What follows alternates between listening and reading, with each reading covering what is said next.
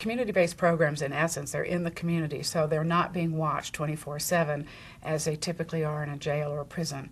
But when you have a tool like Scram, they are not able to drink. They know that they're going to be tested 24/7, and it is sort of an on-site case manager that's there with the person, helping them maintain sobriety.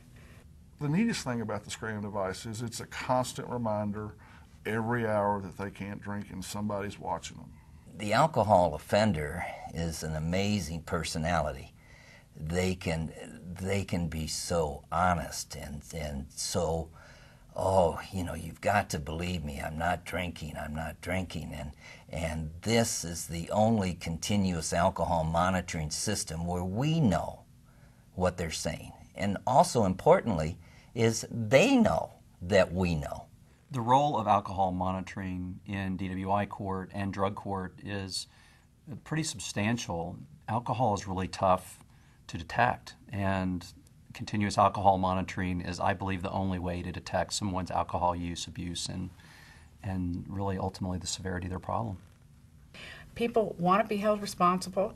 People don't want to be an alcoholic that's getting in cars and hurting people. People are not born to be criminals.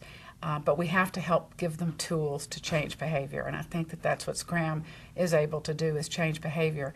And I think just from the public safety perspective, it's much better to have somebody being monitored for their alcohol abuse than just released on probation without anyone supervising. And so it gives everybody accountability. It gives the courts accountability, probation, treatment providers. And when we provide Scram along with treatment, then we're really able to see some great success.